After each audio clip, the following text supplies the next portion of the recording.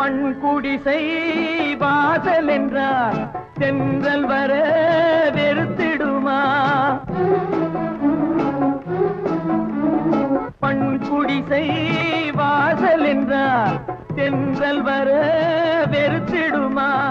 மாலை நிலா ஏழை என்றால் வெளிச்சம் தர மறுத்திடுமா? உனக்காக ஒன்று எனக்காக ஒன்று ஒருபோதும் தெய்வம் கொடுத்ததில்லை.